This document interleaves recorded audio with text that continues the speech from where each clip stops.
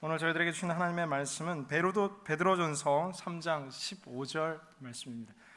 말이 막 너무 흥분하니까 제가 베드로전서 3장 15절 말씀 다 같이 한 목소리로 뜨겁게 봉독하도록 하겠습니다. 시작. 오직 여러분의 마음에 그리스도를 주로 삼아 거룩하게 하고 여러분이 가진 소망에 관한 이유를 묻는 모든 사람에게 대답할 것을 항상 준비하되. 우리 이렇게 한 학기를 시작하게 하신 매번 그냥 저절로 이 시간이 오는 것 같지만 하나님께서 이 시간을 주신 거에 대해서 우리 감사했으면 좋겠습니다. 우리 하나님께 영광의 박수 드리겠습니다.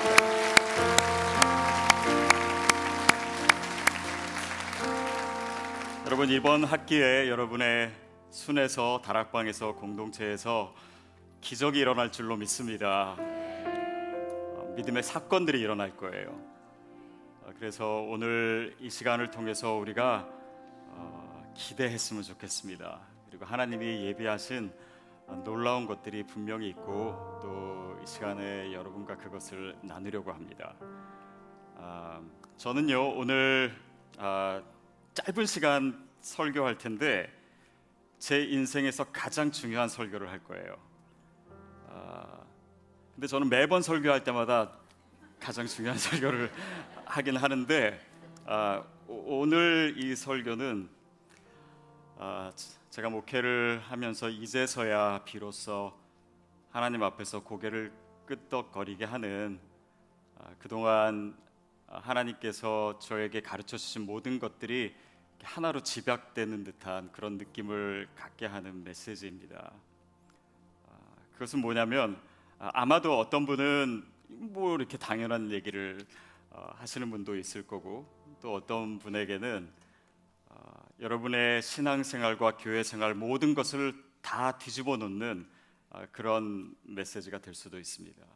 그것은 뭐냐면 우리가 순 예배를 드리고 이렇게 오늘 영상도 찍고 서로 사랑하고 교제하고 또 그래서 정말 이 안에서 천국을 누리고 그것은 완성이 아니라 시작일 뿐이라는 거예요. 서로 사이좋게 지내고 사랑 나누고 그것이 순의 목적이라면 오늘 제가 드리는 말씀은 정반대에 대한 것입니다. 그것은 뭐냐면 마치 이런 거예요. 우리가 교회를 이루면 마치 우리가 이제 다 같이 일어서서 손을 잡고 한 원을 만든다고 생각해 보세요.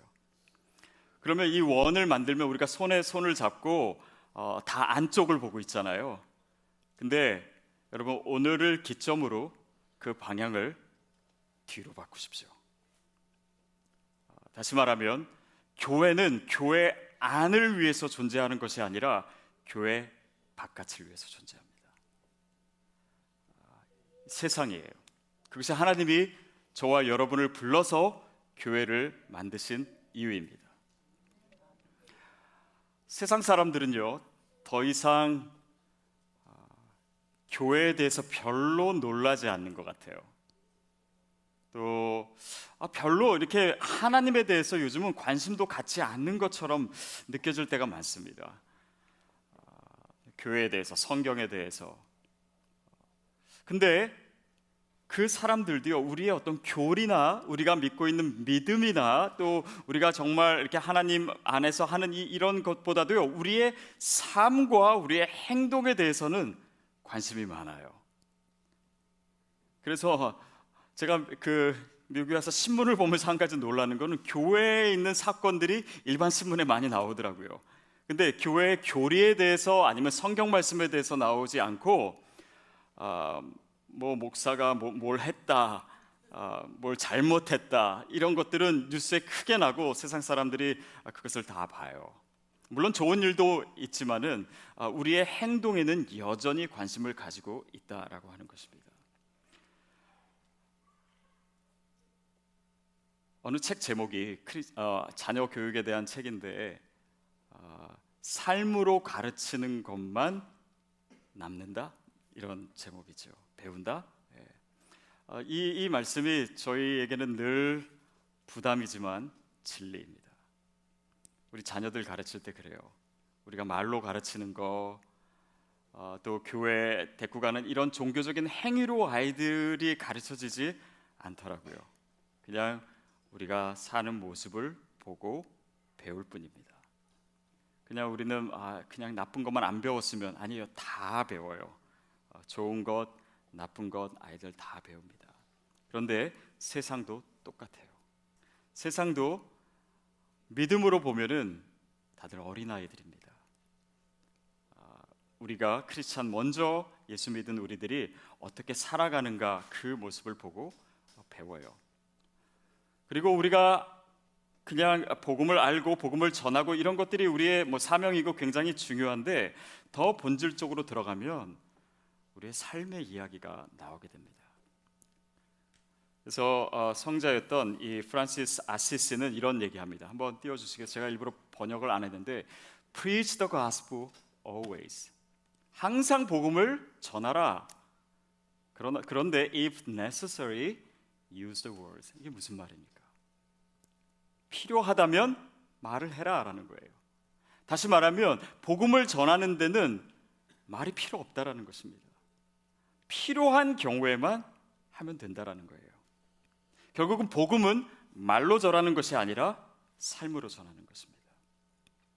오늘 우리가 읽은 본문에 보면 오직 여러분의 마음에 그리스도를 주로 삼아, 이게 크리스찬이에요. 우리 마음에 그리스도를 주로 삼는 것, 이게 크리스찬입니다. 크리스찬의 정체성이 바로 여기 있어요. 우리 안에 예수님이 계십니다. 우리가 주 안에 거하고 주님이 우리 안에 거해요. 그래서 거룩하게 하고 우리의 삶입니다. 우리의 삶이에요. 그 다음에 여러분이 가진 소망에 관한 이유를 묻는 모든 사람에게 대답할 것을 항상 준비하되. 예전에 제가 서울에서 어느 한 공동체를 맡고 있을 때 우리 순식구들을 다 데리고 봉사를 했습니다. 주변에 큰 병원이 있었어요. 큰 병원에서 순별로 돌아가면서 뭘 했냐면 환자들 몸을 씻어주는 그런 사역을 했습니다. 그때 이제 장기 환자들이 많고 또 가족이 있는 사람도 있고 없는 사람도 있고 혼자 목욕하기가 어려운 그런 사람들이 있어서 이제 저희가 가서 이제 돌아가면서 몸을 이제 씻겨줬어요. 근데 저희가 한 가지 원칙을 얘기했습니다. 그 원칙은 뭐냐면 교회에서 왔단 말 하지 않기. 교회에서 왔단 말 하지 않기. 왜냐하면 사실은 그들에게 복음을 전하고 전도하는 것이 목적이에요. 당연히. 그리고 그것을 너무나 말하고 싶어요. 그러나 참았어요. 언제까지 참았냐면 그들이 물어볼 때까지. 이게 전략이에요. 여러분, 지금 크리스찬은요, 오늘날의 크리스찬은 예전에는 이런 복음이 필요하던 시대가 있었습니다. 그리고 복음만 전해도 정말 이 추수하는 것 같이 이렇게 그 사람들이 예수를 믿으러 달려오는 시기가 있었어요. 그러나 지금은 아닙니다. 만약에 그 방법을 그대로 쓰고 있다면 사람들은 오히려 교회로부터, 하나님으로부터 더 멀어지는 시기가 지금 시기예요. 이제는 우리가 그들에게 다가가야 되는 시기입니다. 교회는 그대로 있고 교회 프로그램을 잘 하고 교회 뭔가 이렇게 그 좋은 그 프로그램이나 모든 것이 다 잘 돼 있어서 사람들이 오는 시대가 아니에요. 이제 교회는 세상으로 나아가야 되는 시기입니다. 그리고 그것이 원래 본질이에요. 저는 요즘 신문을 보거나 아니면 교계 뉴스를 들을 때 교회가 위기에 있다라고 하는 얘기 굉장히 많이 듣습니다. 그런데 이것이 저는 또 한면으로 볼 때는 엄청난 축복이라고 생각이 돼요. 왜냐하면 이런 위기이기 때문에 교회들이 이제 본질을 찾으려고 몸부림을 치는 거예요.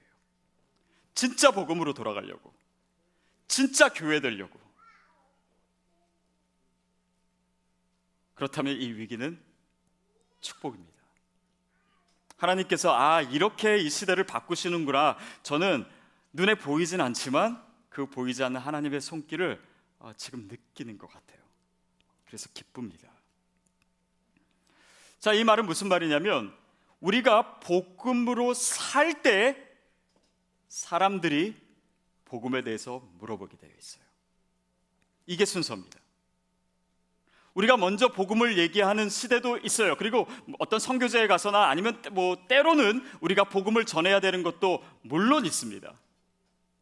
그러나 그것은 하나의 사역이지만 오늘 우리의 삶에서는 복음을 살아낼 때 그들이 먼저 우리에게 묻는 것입니다. 그래서 question of life예요.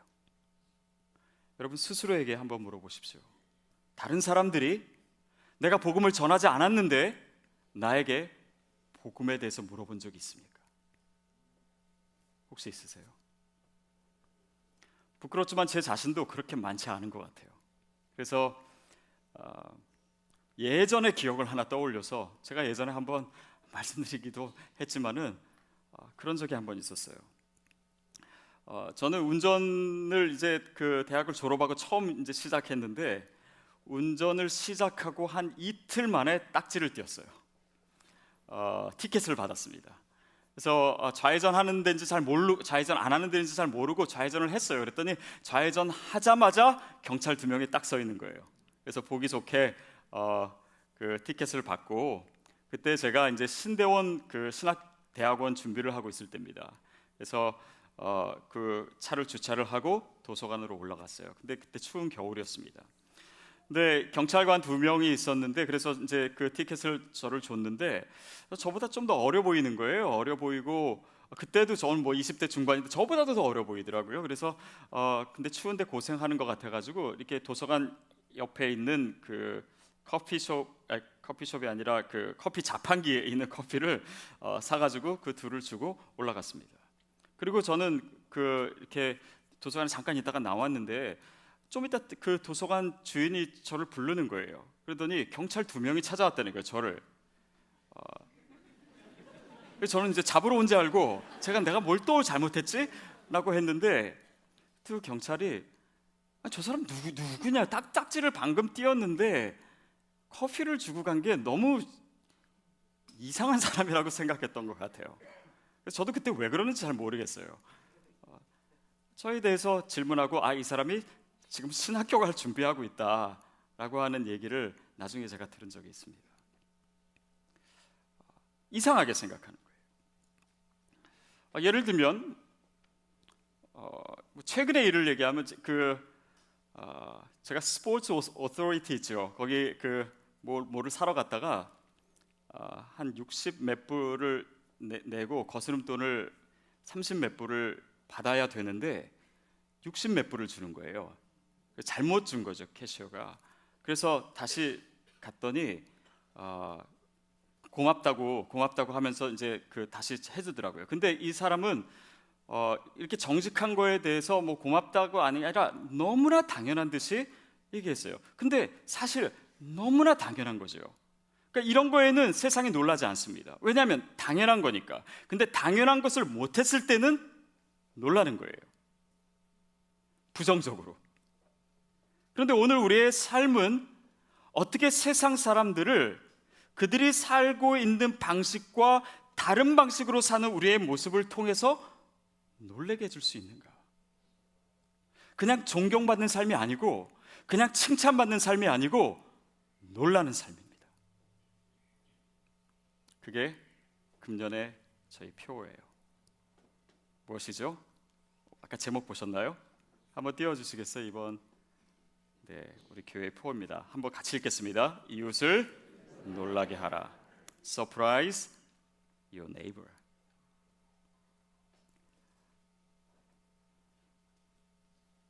예수님을 바로 보여주는 사람들이 금년 오늘이 전체의 표입니다.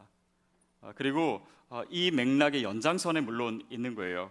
근데 저희 성도님들이 늘 헷갈리시죠. 오늘이 전체 표가 나오고 이제 3월 달이 되면은 저희 교회 표가 나오는데 이 표가 좋고 또 그대로 할 수도 있지만은 저희 교회가 지금 이제 12년, 13년 돼서 이렇게 가는 방향 속에서 좀 더 구체적인 비전이 필요해서 여러분의 혼돈을 감수하고서라도 저희가 3월 달에 개강할 때 금년 표를 새롭게 여러분에게 말씀드려요. 여러분이 그것을 이해해 주셨으면 좋겠습니다.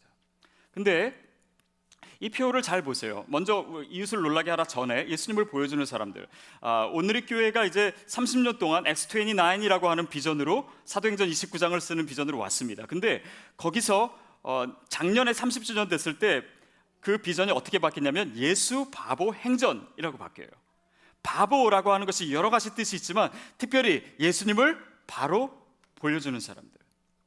어쩌면 X29는 우리 해외 선교에 집중했던 시기입니다. 오늘의 교회가 우리는 선교 단체와 같은 교회를 하자. 그래서 교회지만은 선교사를 어느 선교 단체보다 많이 내보내고, 그리고 우리는 선교 헌금도 하고 CGN도 하고 그냥 정말 교회가 동원할 수 있는 모든 것을 해서 선교에 애를 썼어요. 그것이 오늘의 교회입니다. 그런데 시대가 달라졌어요. 우리가 그와 같은 복음 전도는 물론 계속해야 되겠지만은 이 시대에 정말 더 절실하고 더 필요한 복음을 전하는 X29는 예수님을 바로 보여주는 삶입니다. 그게 선교의 이 시대에 맞는 가장 중요한 전략이에요. 저희는 이것을 금년에 조금 더 구체화해서 이웃을 놀라게 하라는 것입니다. 예전에 한번 제가 그 양재 오늘의 교회 섬기고 있을 때 제가 맡은 사역 중에 하나가 주차 사역이었습니다. 그래서 주차 사역을 이제 열심히 했는데 한번 이런 일이 있었어요. 토요일입니다. 토요일 날은 그 양재 성전은 이 결혼식이 막 계속 있어요. 그러니까 사람들이 굉장히 많이 오고 주차가 엄청나게 복잡합니다. 그러니까 또 교회에서 이제 그 결혼식을 하니까 뭐 믿지 않는 사람들도 교회에 굉장히 많이 오지요.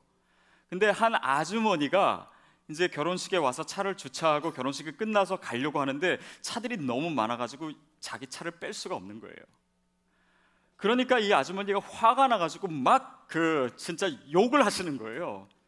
그래서 저희 주차위원분들이 가가지고 죄송하다고, 이거 사람 나오면 빼드리겠다고 아무리 달래도 이 아주머니가 막 소리 지르고 막 욕을 하시고 감당할 수가 없는 거예요.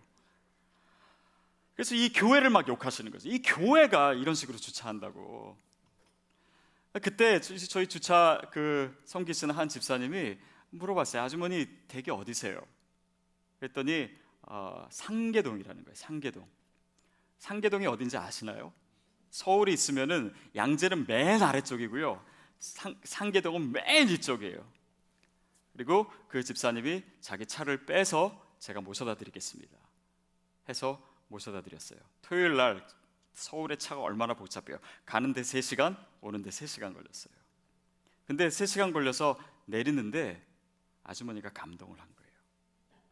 그러면서 아저씨를 보니까 내가 교회 다녀야 되겠다고 그런 얘기를 하시고 내렸다는 거예요. 하나의 작은 예입니다. 그러나 세상 사람들은 더 이상 우리의 교리에 놀라지 않아요. 세상 사람들은 더 이상 우리의 사형리로 복음 전하는 것, 물론 거기엔 성령의 역사가 있고 언제든지 하나님 마음 바꿀 수 있지만 이 시대의 문화는 이미 그런 거에 대해서 믿지 않는 사람들이 마음이 닫혀 있는 시기입니다. 여러분과 제가 그 시대를 살고 있어요. 그리고 저는 그 시대에 목회를 하고 있습니다. 이웃을 놀라게 하라. 이거는 하나의 프로젝트가 아닙니다. 우리의 삶이에요. 여러분 지금 살고 계신 집에 옆집에 있는 이웃이랑 어떤 관계 속에서 지내세요? 아니면 여러분 지금 직장에서 일하고 계시는 그 동료들과 어떤 관계? 좋은 관계. 지금 좋은 관계를 얘기하는 것이 아니라 그들이 내 삶을 볼 때 questionable 해야 됩니다. 질문을 자아낼 수 있도록 우리 안에 있는 복음에 대해서 궁금해요. 왜 저 사람은 저런 선택을 내릴까? 왜 사람들 일반 사람이라면 당연히 이걸 선택하는데 왜 그걸 놓고 이걸 선택하는가? 왜 저 사람은 자기가 가진 소유를 저런 식으로 사용하는가? 왜 저 사람은 자기의 시간을 이렇게 사용하지?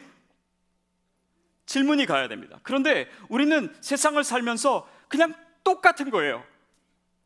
그들이 추구하는 거 우리도 추구하고, 그들이 좋아하는 거 우리도 좋아하고, 그들이 선택하는 거 우리도 선택하고, 그들이 시간 보내는 거 우리도 하고, 그들이 즐기는 거 우리도 즐기고, 모든 것을 똑같이 하니까 질문할 것이 하나도 없는 것입니다.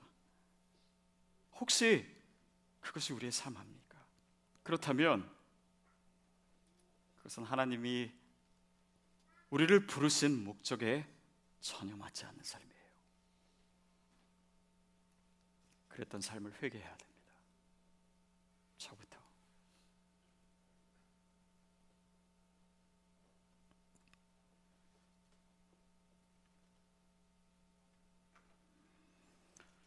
교회란 공동체는 얼마나 많은 사람들이 모이느냐, 얼마나 좋은 예배를 하느냐, 얼마나 좋은 음악이 있느냐, 얼마나 좋은 프로그램이 있느냐, 거기에 있지 않습니다. 만약에 거기에 집중해서 우리가 교회로 모였고 저도 거기에 집중해서 목회를 했다면 그것은 작은 일부분일 뿐이에요. 세상을 위해서 존재하는 것이 교회입니다. 세상에 하나님의 임재의 증거가 되는 것이 교회입니다. 여러분, 혹시 제가 여러분께 설교하고 가르치고 목회하면서 이 부분에 대해서 너무 소홀히 했다면 이 자리를 빌어서 제가 여러분께 사과드리고 싶어요. 잘못된 목회였습니다. 하나님 기뻐하시는 것이 아니에요. 사람들이 더 많이 오고 그래야 훌륭한 목사가 되고 훌륭한 설교자인 것 같고, 만약에 그런 식으로 제가 살아왔다면 또 제 마음 가운데 그런 것이 분명히 있었습니다. 그런 거 하나님 앞에서 또 여러분 앞에서 회개합니다. 그건 교회의 모습이 아니에요. 어쩌면 우리가 알아왔던 교회는 진짜 교회가 아닐 수도 있습니다. 그러면 이 교회의 문제에서 오늘 우리의 삶의 문제로 넘어가야 됩니다. 여러분, 두 가지 질문을 꼭 기억하십시오. 하나님이 우리를 만드셨는데, 하나님이 우리의 삶을 위해서 계획이 있었다고 하는데 그 계획이 무엇입니까? 그 계획은 어떤 질문으로 옮겨지냐면, 여러분은 누구를 위해서 부름받았습니까? 누구를 위해서 하나님이 여러분을 부르셨나요? 누구에게 하나님이 여러분을 보내셨나요? 그게 교회인데, 세상에 하나님의 임재를 보여주는 것이 교회인데, 그들에게 복음을 전하고 예수님을 보여주고 그들이 복음에 대해서 질문할 수 있도록 만드는 바로 그 상황, 그것이 나의 소명인데, 여러분은 누구를 위해서, 누구에게 보내심을 받았습니까? 여러분, 이것은 선교사에게 질문하는 것이 아니라 우리 각자에게 질문해야 됩니다. 저는 사실 이번 표를요, 이웃을 놀라게 하라라고 하기 전에 제가 이렇게 지었습니다. 한번 보여주시겠어요? 나는 시옷 기억 시옷입니다. 이렇게 지었어요. 이게 뭔지 아시죠? 시옷 기억 시옷 뭐죠? 선교사입니다. 제가 이 글자를 본 거는 중국에 있는 선교사님과 이메일을 할 때예요. 근데 공안들이 체크를 하기 때문에 선교사라고 쓰면 안 되고, 목사를 목사라 쓰면 안 되고, 교회를 교회라고 쓰면 안 되고, 그냥 비밀스럽게 이렇게 쓴다라는 거예요. 여러분, 근데 여러분이 바로, 중국에는 없지만 여러분이 지금 여러분의 직장에, 여러분의 가정에, 여러분의 이웃에게 드러나지 않는, 그러나 정체성을 분명히 가지고 있는 선교사입니다. 그것을 잃어버리면 신앙인이 신앙인 되지 못하고 교회가 교회 되지 못합니다. 하나님이 바로 이것을 위해서 저와 여러분을 부르신 거예요. 이 시대의 교회는 건물이 아닙니다. 사람이에요. 우리 각 사람입니다. 선교사예요. 내가 구원을 얻고 내가 천국 가기 위한 것은 구원의 시작이지 마무리가 아닙니다. 만약에 제가 여러분에게 구원론을 그렇게 설교를 했다면 여러분 다 잊어버려 주세요. 시작입니다. 두렵고 떨림으로 너희 구원을 이루라 라고 하는 말씀은 오늘 우리의 삶을 얘기하는 것이지, 그냥 내가 예수를 믿고 영접받았으니까 천국 간다, 그것이 아닙니다. 너의 구원을 날마다 이루라고 하는 거예요. 날마다 이루라. 그게 무엇입니까? 구원을 날마다 이루라고요. 이 구원의 계획에 바로 저와 여러분이 선교사로 사는 것이 다 포함되어 있는 것이에요. 그것이 교회의 존재 목적입니다. 저와 여러분이 살아가는 이유예요. 나는 누구를 위해서 부름을 받았는가? 그것이 첫 번째 질문이고, 두 번째 여러분이 대답하셔야 될 질문은 바로 내가 보냄을 받은 그 사람들이 내 삶을 볼 때 내 삶의 어떤 영역에서 하나님의 통치를 볼 수 있겠는가?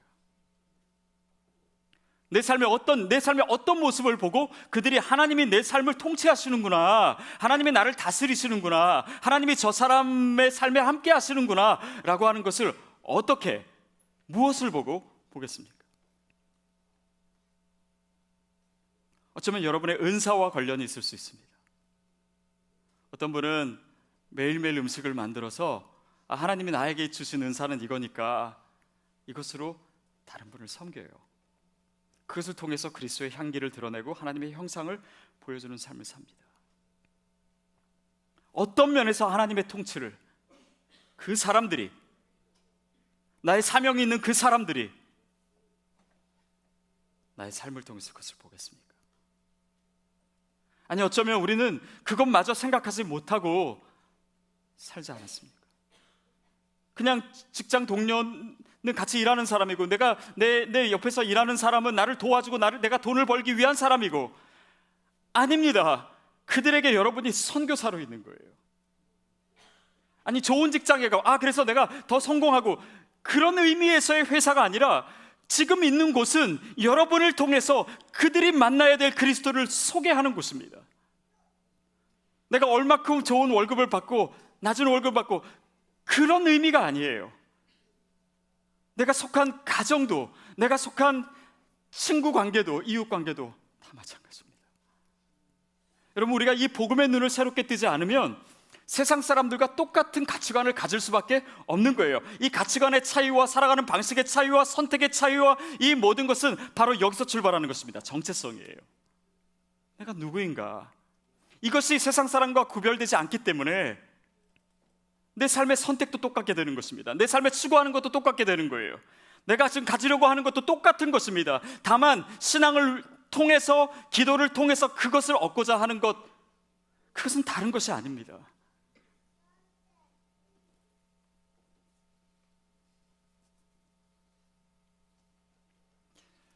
어떻게 하면 좋을까? 어떻게 하면 좋을까? 정말 어떻게 하는 것이 하나님이 기뻐하시는 교회일까? 어떻게 하는 것이 정말 크리스찬으로서 사는 것일까? 계속해서 고민하게 됩니다. 저희가 10주년 됐을 때 X29 Now 비전을 얘기했습니다. N은 뭡니까? New Generation이에요. 다음 세대입니다. 거기가 선교지예요.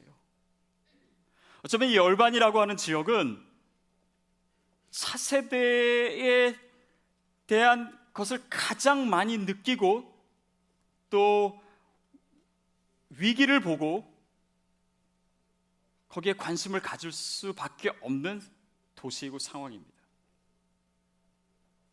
이것은요, 차세대에 대한 비전은요, 차세대가 갖는 것이 아니에요. 이전 세대가 갖는 것이 차세대에 대한 비전입니다. 이 교회는 왜 아이들에게만 관심을 가질까? 아닙니다. 그 비전은 어른들의 것입니다. 그게 우리의 사명이에요. 거기에 우리 선교지입니다. 아우리치예요. O는 아우리치입니다. 인리치가 먼저 있어야지 아우리치가 있어요. 저희가 처음에 기도의 영성, 또 말씀의 영성 얘기하고, 그 다음에 따뜻한 교회에 다가서는 교회. 일단 우리 교회 내부에 이 영적인 공동체가 형성이 돼야 밖으로 나갈 수 있습니다. 저는 금년을 좀 많이 기다렸어요. 빨리 나가고 싶었어요. 그러나 우리 내부에 준비가 되지 않으면 나갈 수 없었습니다. 근데 하나님께서 저희 교회를 많이 축복해 주셨고, 공동체도 예전보다 훨씬 더 안정이 되고, 또 그 안에서 아름다운 일들이 일어나기 시작해요. 이제는 우리의 시선을 아우리치, 밖으로 나가는데 집중해야 할 때입니다. 아우리치 불편한 것입니다. 편하고자 하는 캘리포니아 영성으로는 아우리치도 안 되고 인리치도 되지 않아요.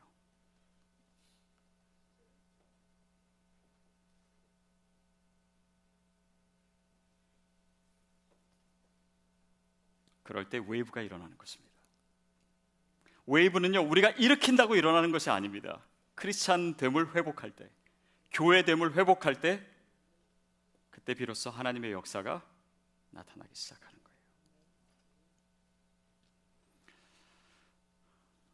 이웃을 놀라게 하라라고 하는 것은요, 어떻게 보면 우리가 뭘 해야 되지? 라고 하는 문제일 수 있지만 아닙니다. 우리 내면의 문제예요. 그리스도를 주로 삼아 내 안에, 내 마음에, 내 심령에 그리스도가 정말 주로 계시는가? 내가 정말 예수를 믿었는가? 그래서 정말 예수님이 내 안에 계시고 그분이 드러나는 삶이 시작됐는가에 대한 문제입니다. 사도행전 1장에 보면 예루살렘과 온 유대와 사마리아와 땅끝까지 이르러 내 증인이 되리라. 증인입니다. 근데 성령이 임하시면, 우리 안에 임하시면, 우리가 그리스도를 주로 삼으면 예루살렘과 나 자신입니다. 우리 교회예요. 온 유대와 가까이에 있는 이웃입니다. 금년에 우리가 마음을 더 쏟아야 될 바로 그 단계이고, 또 우리 주변에 있는 이웃을 돌아보는 것입니다. 바로 이 비전 때문에 히스패닉 교회가 보이기 시작했어요. 멀리만 아우리치 가는 것만 사역이라고 생각했는데 아니지, 주변에도 있지. 주변에 이 해외 이민 교회들이 멕시코 이민 교회 다른 중미나 남미의 이민 교회들이 훨씬 더 그 현지들 교회보다 어렵더라고요. 여기에 있지. 진짜 좋은 선교지가 여기 UCI에 있잖아요. 해마다 수천 명의 학생들이 선교지에서 오지 않습니까? 우리가 중국 가거나 아니면 이슬람 국가에 가면 도무지 만날 수도 복음도 전할 수 없는 사람들이 제 발로 우리 옆에 와 있어요. 저는 이 비전을 특별히 우리 교회 전체가 품지만 대학생들과 또 EM에게도 드리고 싶습니다. 우리의 선교지예요. 바로 옆에 있습니다. 이 이웃입니다. 이들을 어떻게 놀라게 할 것인가? 제가 이번 주에 성도님들에게 사역 하나를 같이 하자고 얘기하려고 하는데 먼저 여러분에게 말씀드리고 싶습니다. 그것은 제목이 스마일이에요. 스마일. 한번 보여주시겠어요? 스마일. 스마일 프로젝트인데 이것은 무슨 그 단어를 따서 만든 거냐면, 보여주시겠어요? 한번 같이 읽어볼까요? Small miracles in life every day. Small miracles. 큰 게 아니어도 좋습니다. 작은 기적을 만들어내고 그것이 일상의 삶에서, everyday 삶에서, 나의 삶에서 일어나는 것이에요. 그래서 어떻게 하려고 하면 처음에는 다락방별로 묶어서 할까도 했다가 모든 순원들이 다 참여해야 되는 것이기 때문에 순별로 진행을 하려고 합니다. 그건 뭐냐면, 여러분 순회 다음 주 수요일 날 공동체 모임 때 순장님들께 100불씩 드릴 거예요. 100불씩을 드리겠습니다. 그러면 여러분은 이 돈을 가지고 이웃을 놀라게 할 일을 하나 생각하는 것입니다. 근데 이것은요, 사역이 아니에요. 일이 아닙니다. 우리 안에, 예전에는 제가 참 너무 죄송한 게, 비전헌금 같은 거 하면은 정말 좋은 사역을 위해서 여러분 헌금합시다. 그러면 교회가 알아서 전해주고 알아서 사역하고 성도님들은 돈 내는 것만으로도 내가 뭔가를 한 것처럼, 그러니까 성도님들의 삶에서 예수님을 보여주고 복음을 전하고 이런 것에 대해서 직접적으로 할 수 없고 그냥 너무 수동적으로 성도님들을 만든 것이 아닌가. 그 문제에 대해서 하나님께 회개할 수밖에 없었습니다. 성도들을 다 바보 만든 거예요. 그냥 돈만 내면 교회가 다 알아서 선교하고 교회가 다 알아서 이웃 섬기고, 그러니까 나는 뭔가 하나도 안 하면서, 그런 시각도 갖지 못하면서 내 삶에서 정말 하나님이 무엇을 원하시는지에서 깊이 생각하고 고민함이 없이 그냥 살게 만드는 성도를 만드는 것이 아닌가 싶었습니다. 그래서 그 100불은요 시드머니예요. 그래서 여러분이 순에서 그걸 가지고 고민을 하십시오. 어떤 내 주변에 누가 있지? 내 주변에 정말 우리가 뭔가 그들에게 감동을 주고 웃게 만들고 기쁨의 눈물을 만들 수 있는 그런 일이 있지 않을까? 이제는 성교의 눈을 뜨고 보는 것입니다. 여러분, 굳이 처음부터 복음을 전할 필요 없어요. 먼저 삶부터 보여주는 것입니다. 이것은 뭐 사역이 아니라 우리 안에 있는 이 선교적인 DNA를 액티베이션 하는 거예요. 내 주위를 보게 하는 거예요. 내가 그냥 일상적으로 살아왔지만 이제는 내가 선교사로 살아야 되는데 내 주변에 어디가 선교지지? 누가 선교의 대상이지? 누구에게 예수님의 모습을 보여줘야 되지? 그것을 여러분의 삶에 직접 경험하게 하는 거예요. 그리고 사역을 위해서 교회에서 여러분에게 뭐 특별한 훈련을 시킬 거 아무것도 없습니다. 그냥 여러분이 실제로 고민하고 이것을 행하면서 배우시는 거예요. 몸이 느끼는 것입니다. 그리고 보고해 주세요. 여러분, 이것이 바로 예수님이 제자들을 파송하시고 보고 들이신 방법이에요. 뭔가 우리는 교회에서 많은 것을 배우는 것을 수동적으로 이렇게 닮아가지고 지식화하고 이런 것이 아니라 여러분의 삶의 자리로 가십시오. 거기가 선교지라는 것을 인식하십시오. 그리고 순원들이랑 상의를 해서 어떤 일을 할까? 그것을 시드문을 사용해서 거기에 여러분이 얼마라도 좋습니다. 플러스 알파를 하세요. 그래서 200불이 될 수도 있고 뭐 더 많아질 수도 있고 500불, 1000불도 될 수 있을지 모릅니다. 그래서 이웃을 놀라게 하는 일을 시작하십시오. 이것은 실험이지 사역이 아닙니다.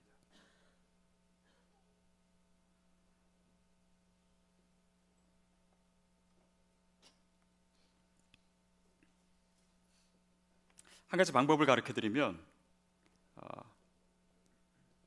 bless라고 하는 이 약자를 그 앞에 글자를 따가지고 여러분에게 그 방법을 하나 얘기해 드리겠습니다. 한번 보여주세요. bless입니다. bless, 축복하다죠. B는 뭐냐면 보여주세요. begin with prayer입니다. 기도로 시작하는 거예요. 이것은 단지 누구를 도와주는 것이 아닙니다. 그냥 돈만 주고 끝나는 것이 아니에요.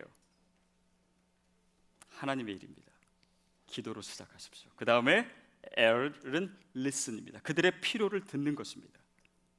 그들이 어떤 아픔을 갖고 있는지 듣는 것입니다. 그들이 어떤 상황 가운데 있는지 우리가 말하기 전에 듣는 것입니다. 그 다음에 E는 eat입니다. 같이 먹어야 돼요. 이 먹어야 사람 마음이 열리더라고요. 근데 뭐 이것은 꼭 필수는 아닙니다. 그렇지만은 좋은 방법이에요. 그 다음에 S는 serve 하는 것입니다. 그들을 낮은 자세로, 가장 낮은 자세로 섬기십시오. 그리고 마지막 S는 share the story입니다. 이 이야기를 나누는 것이에요. 그래서 저희가 주일마다 간증을 나누는데 이제 한동안은 여러분이 이 일을 통해서 경험한 것들을 나누시는 것을 교회의 DNA로 저희가 뿌릴 수 있기를 바라요. 우리의 삶에서 일어나는 작은 기적들, 우리 삶에 일어나는 선교들, 내가 진짜 이제는 크리스찬으로 살아가는 바로 그 모습의 시작을 성도들이 공유했으면 좋겠습니다. 그게 진짜 교회가 되는 방법이에요. 그래서 여러분이 어떻게 하시면 좋을까 아직도 막막하실까 봐 사실은 저희 교육자들이 먼저 이 일을 한번 해봤어요. 누구를 생각했냐면 저희 교회 몇 년째 청소를 해주고 있는 훌리오와 시실리아, 과테말라에서 온 두 부부입니다. 토요일마다 만나서 이렇게 얘기를 하고 그러는데 한 번은 그 훌리오가 저에게 막 눈물을 흘리면서 얘기하는 거예요. 자기 손주가 태어났는데 손주가 장에 이상이 있고 여기 스파인에 이상이 생겨서 그 10,000명 중에 1명 정도 그 장애가 있는데 장애를 갖고 태어나게 됐다고 기도해 달라고. 그래서 그 얘기를 듣고 함께 기도해 주고 이 훌리오 가정을 좀 위로해 줄 수 있는 일이 없을까 생각했어요. 그래서 저희 교육자들이랑 상의를 했습니다. 그래서 저희 계획은 스몰 그냥 파티를 한번 열어주자, 위로해 주자. 그래서 선물도 사고 또 가서 장식도 하고 영상도 찍고 식당도 예약하고 그래서 저희가 어저께 만났어요. 사진 혹시 되면 보여주시겠어요? 어저께 모임 다 끝나고 했는데 그 아이 안고 있죠. 저 아이가 제이븐이라고 이제 태어난 지 4주 됐습니다. 근데 어저께 정말 감동과 눈물의 자리였어요. 너무 훌리오가 놀랐고 또 너무 감사해하고 기뻐하고. 근데 저희가 돌아오면서 얘기한 것은 훌리오가 막 이렇게 눈물을 흘리는데 그 눈물 흘리는 훌리오보다 우리가 훨씬 더 감동을 받았어요. 우리가 훨씬 더 행복했어요. 이 일을 준비하면서도 행복했고 너무너무 기뻤습니다. 저는 이 행복을 우리의 삶에서 놓쳐서는 안 된다라고 생각해요. 다시 말씀드리지만 이것은 행사가 아닙니다. 우리의 삶이 시작돼야 된다는 하나의 실험이에요. 그게 복음적인 삶입니다. 그럴 때 그 이웃이 우리에게 물을 거예요. 복음이 뭐냐고. 우리 안에 있는 소망의 이유를 묻는 자에게 온유함과 두려움으로 대답할 것을 준비하라. 복음을 전할 준비를 하십시오. 여러분, 우리의 삶은 딱 두 가지입니다. 해외로 선교사로 가든지 아니면 로컬 선교사가 되든지, 우리 이 지역의 선교사가 되든지 두 가지밖에 없습니다. 이 두 가지를 벗어나면 크리스찬이 아닌 것입니다. 이 사역이 아니라 이 교회 됨은, 또 크리스찬 됨은 저로부터 시작합니다. 그래서 아마 제가 더 망설이게 되는지도 모르겠어요. 그리고 바로 여러분으로부터 시작합니다. 저는 이 교회가 이 시대에 하나님이 쓰시기에 가장 편한 그릇이 됐으면 좋겠습니다. 그런 교회가 됐으면 좋겠습니다. 여러분, 우리 한 사람 한 사람 크리스찬이 됐으면 좋겠습니다. 이웃을 놀라게 하십시오.